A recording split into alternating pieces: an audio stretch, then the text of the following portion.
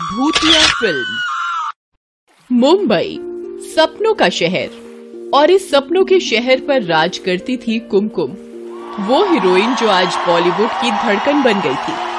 हजारों फैंस की लाइन उसके घर के बाहर हमेशा लगी रहती थी। कुमकुम थी भी कमाल की एक्ट्रेस, किसी भी रोल में जान डाल देती थी। कल तक कौन कह सकता था कि उत्तराखंड के हल्द्वानी जैसे छोटे शहर से आने वाली ये लड़की इस बुलंदी को छुएगी। एक के बाद एक उसकी फिल्में सुपरहिट हो रही थी। लगभग सारे अवार्ड्स उसकी झोली में आ गए थे। दौलत शोहरत तो लगता था कि उसी के लिए बने हैं, लेकिन उसी कुमकुम को आज किसी की नजर लग गई है। पिछली कई रातों से वो सोई नहीं है। उसे ऐसा लगता है कि हर पल कोई उसे घूरता रहता है। रात को बिस्तर पर भी कोई उसके साथ सोता है। एक दिन वो किसी फिल्म के सेट पर फिल्म की शूटिंग कर रही थी। तभी देखिए कुमकुम जी, ये फिल्म का क्लाइमेक्स है। इस पार्ट में आपको हीरो को गोली मारनी है और कहना है कि बस सुनील बस, अब मैं तुम्हारे झांसे में नहीं आने वाली। मुझे असली हत्यारे का पता चल गया है और वो तुम हो। फिर आपको गोली चला देनी है, ठीक है कुमकुम जी? जी सर। तो फिर शुरू करते हैं। Roll camera, roll sound, action. Kumkum के हाथों में बंदूक है। वो हीरो की तरफ बंदूक को तानती है। तभी उसे हीरो के कंधे पर कोई भूखी फल दिखाई दे रही है। वो जोर से हंस रही है और उससे कह रही है, कीमत चुकाने का समय आ गया है कुमकुम, मेरी कीमत मुझे दे दे। मेरी कीमत मुझे दे दे। वो भूतनी सिर्फ कुमकुम को दिखाई देती है। कुमकुम शॉक्ड होकर उसे देख रही है। वो चिल्लाने की कोशिश कर रही है, लेकिन उसके मुंह से आवाज ही नहीं निकल रही है। डायरेक्टर ये सब देखकर दूर से कुमकुम को आवाज लगा रहा है, लेकिन कुमकुम कुछ सुन नहीं रही है। फिर वो सेट पर बेहोश हो जाती है। उस दिन फिल्म की शूटिंग कैंसिल करनी पड़ी। अगले दिन भी कुमकुम के साथ वही सब कुछ हुआ जो पहले दिन हुआ था।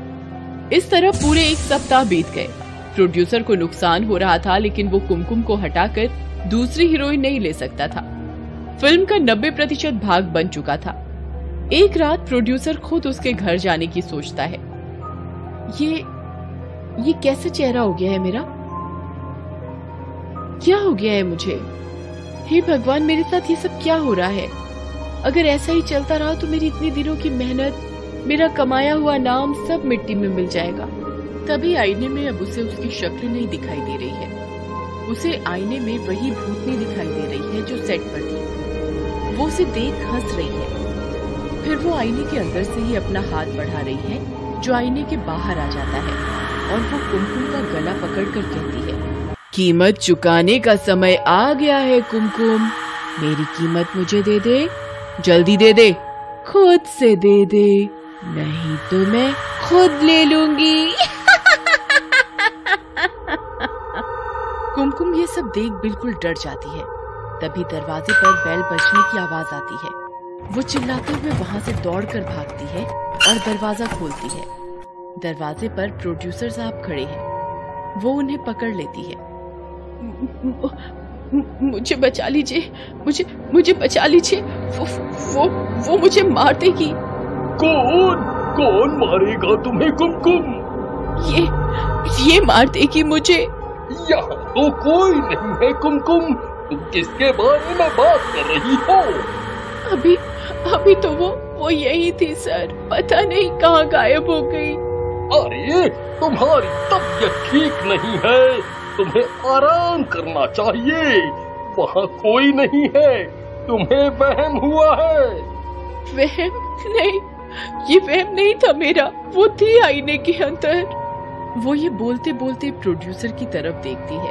उसे फिर वही भूतनी प्रोड्यूसर के कंधे पर हंसती हुई खड़ी दिखाई देती है। वो उसे देखकर फिर से चीखती है। अचानक फिर दरवाजे पर घंटी की आवाज आती है। वो दौड़कर दरवाजे के पास भागती है। जैसे ही वो दरवाजा खोलती है, उसे दरवाजे पर फिर से वही प्रोड्यूसर दिखाई देता है। उसे देखकर वो बेहोश हो जाती है। 3 घंटे बाद कुमकुम को होश आता है। होश आते ही वो खुद को अस्पताल के बेड पर पाती है। प्रोड्यूसर साहब उसी के बगल में बैठे हैं। कुमकुम का बॉयफ्रेंड शलभ भी उसी के पास खड़ा है। सभी के चेहरे पर परेशानी साफ दिख रही है।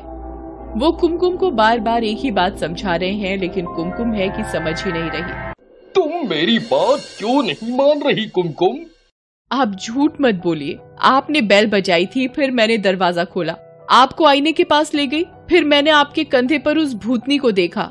मैं डर कर भागी, फिर से दरवाजे पर घंटी की आवाज आई। मैं भागकर दरवाजा खोलने गई, एक बार फिर आप ही दरवाजे पर खड़े थे। ये कैसे हो सकता है कुमकुम? एक आदमी अंदर भी है, दरवाजे पर भी। तुम लोग मेरा विश्वास क्यों नहीं करते? ये हुआ था। मुझे तो लगता है प्रोड्यूसर साहब भी उसी से मिले हुए हैं। ये सब लोग मिलकर मेरा करियर तबाह करना चाहते हैं, लेकिन मैं बर्बाद नहीं होंगी। मैंने बहुत मेहनत से ये सब पाया है। वो जोर जोर से चिल्लाने लगती है। तब वहां एक नर्स आती है जो उसे इंजेक्शन देती है। इंजेक्शन लेने के बाद उसकी आंखें बोझिल होने लगती हैं। वो सो जाती है। अचानक से उसकी आंखें खुलती हैं तो वो देखती है कि उसके सामने वही भूतनी उसे घूर रही है। वो फिर से अपना हाथ बढ़ाती है और उससे कहती है, मेरी कीमत मुझे दे दे। कुमकुम के बीमार होने की खबर धीरे धीरे पूरे शहर में फैल जाती है। टीवी के हर चैनल पर उसके बारे में खबरें दिखाई जाती हैं। हर ओर ये अफवाह फैल जाती है कि कुमकुम पागल हो गई है। धीरे धीरे उसे नई फिल्में मिलनी बंद हो जाती हैं। कोई भी उसे लेकर फिल्म नहीं बनाना चाहता है। प्रोड्यूसर साहब की फिल्में जो 90% बन गई थी वो भी बंद हो जाती हैं। उन्हें भी बड़ा सदमा लगता है, लेकिन वो कर ही क्या सकते थे। कुमकुम का बॉयफ्रेंड शलभ भी बहुत परेशान हो जाता है। उसे समझ नहीं आता कि आखिर उसे क्या हो गया है। बड़े से बड़ा साइकियाट्रिस्ट भी कुमकुम को दिखाया जाता है, लेकिन कोई फर्क नहीं पड़ता। एक रात वो कुमकुम के पास बैठकर बातें कर रहा होता है। कुमकुम, एक बात कहूँ? कुमकुम, वैसे तो मैं इन सब बातों को नहीं मानता, लेकिन मम्मी कह रही थी कि क्यों ना हम किसी तांत्रिक से मिल लें। तुम बार बार किसी भूतनी को देखती हो। ये बात मेडिकल साइंस वाले तो मानने से रहे। तांत्रिक? हे भगवान, ये मैं कैसे भूल गई। अब मैं समझ गई ये सब क्यों हो रहा है। क्या हुआ कुमकुम? तुम तांत्रिक के नाम से चौंक क्यों गई और तुम्हें क्या समझ में आ गया है? शलभ, मेरे किए की कीमत मुझे चुकानी पड़ रही है। उसने मुझसे कहा था मुझे कीमत देनी होगी। मुझे उस समय कुछ समझ नहीं आया। मैं वैसे भी ये बात भूल गई थी, लेकिन अब सब याद आ गया है। जानते हो शलभ, ये आज से 4 साल पहले की बात है। मैं नई मिस उत्तरांचल बनी थी। पहली बार मेरी तस्वीर न्यूज़पेपर में छपी थी। मेरे पाँव जमीन पर ही नहीं पड़ रहे थे। मेरा बचपन से एक ही सपना था कि मुझे बड़ी होकर हीरोइन बनना है। मिस उत्तरांचल बनने के बाद मुझे लगता था कि मेरे सपने अब जल्दी ही पूरे हो जाएंगे। मिस उत्तरांचल बनने के बाद मेरे कई फैन बन गए थे। लोग मुझसे मिलना चाहते थे, मेरे साथ फोटो खिंचवाना चाहते थे। इन सब बातों ने मेरे अंदर घमंड भर दिया। मुझे लगता था कि मैं एक बार मुंबई आ गई तो तुरंत ही बड़ी स्टार बन जाऊंगी। एक रात पापा के लाख मना करने के बाद भी मैं भागकर मुंबई आ गई, लेकिन मुंबई की राह आसान नहीं थी। कुमकुम भागकर मुंबई तो आ गई, लेकिन उत्तरांचल की इस ब्यूटी क्वीन का स्वागत मुंबई ने निराशा से किया। वो बड़े बड़े फिल्म डायरेक्टर के ऑफिस जाती, लेकिन हर बार उसे निराशा हाथ लगती। सैकड़ों जगह इसने अपनी तस्वीरें दी, लेकिन कहीं से भी ऑडिशन के लिए कॉल नहीं आया।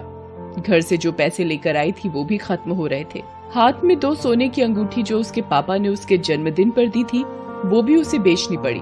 उसे कुछ समझ नहीं आ रहा था कि वो क्या करे। घर वो वापस लौटना नहीं चाहती थी। उसे लगता था कि लोग क्या कहेंगे। एक दिन की बात है, आज भी 3 जगह उसे रिजेक्ट किया गया था। वो बहुत ही निराश होकर ऑटो से लौट रही थी।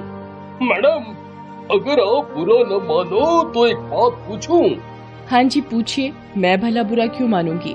मैडम, आप किसी अच्छे घर की लगती हैं, लेकिन आप इस वक्त बहुत परेशान लग रही हैं। क्या मैं आपकी परेशानी का कारण जान सकता हूँ? तभी कुमकुम अपने ऊपर बीती हुई असफलताओं की कहानी उस ऑटो चालक को बताती है। मैडम, आपकी इस परेशानी का हल है मेरे पास। पास वाले गांव में ही एक तांत्रिक है, मेरे जानने वाले। शायद वहाँ जाने के बाद आपका काम बन जाए। हर ओर से परेशान और निराश कुमकुम को उस तांत्रिक बाबा में एक उम्मीद की किरण दिखाई दी और वो उसके पास पहुंच गई।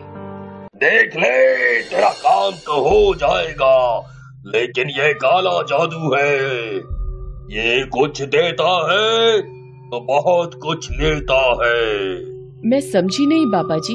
तुझे जो चाहिए वो इस जादू के बाद मिल जाएगा, लेकिन तुझे इसकी कीमत चुकानी होगी। ये कीमत कभी भी चुकानी पड़ सकती है। 2 साल बाद, 5 साल बाद, 20 साल बाद, लेकिन मौत के पहले इसकी कीमत चुकानी होगी। वो कीमत क्या होगी? ये तो उस शक्ति को पता होता है कि उसे क्या चाहिए। ये हम नहीं बता सकते।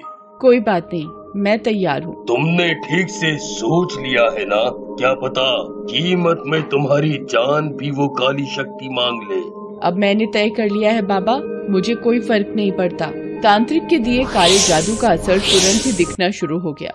कुमकुम को कल तक जहाँ रिजेक्शन मिला करता था, अब हर वो जगह वो सेलेक्ट होती गई। धीरे धीरे सफलता से उसकी दोस्ती हो गई। एक साथ उसने 37 फिल्में साइन की, जो कि एक रिकॉर्ड था। वो रात दिन मेहनत भी करती। सफलता के रॉकेट पर सवार वो बुलंदी का आसमान छूने लगी और इस बीच तांत्रिक की बात वो बिल्कुल भूल गई।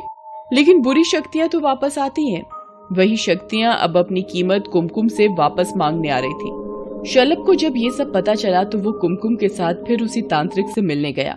उसने इन बुरी शक्तियों से छुटकारे का उपाय तांत्रिक से पूछा। तांत्रिक ने कहा, से पहले ही कहा था, इसने ही नहीं माना। सुनो, मुझे फिर से काला जादू करना होगा, लेकिन तुम्हारा सब कुछ छिन जाएगा। कुछ नहीं बचेगा तुम्हारे पास। ये दौलत, शोहरत, ये नाम सब वो लेकर जाएगी। हमें मंजूर है, बस वो बुरी शक्तियाँ इसका पीछा छोड़ दें। हमें और कुछ नहीं चाहिए। तांत्रिक ने फिर से काला जादू किया।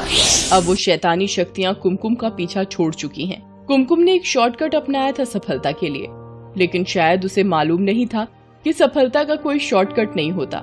सफलता के लिए तो कड़ी मेहनत करनी पड़ती है। बहरहाल कुमकुम को ये बात समझ आ गई है।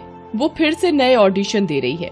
कई जगह फेल भी होती है, लेकिन अब वो हार नहीं मानती। इस बीच उस प्रोड्यूसर ने कुमकुम को लेकर बाकी की 10% मूवी पूरी कर ली है। उन दोनों को इस मूवी से बहुत उम्मीद है।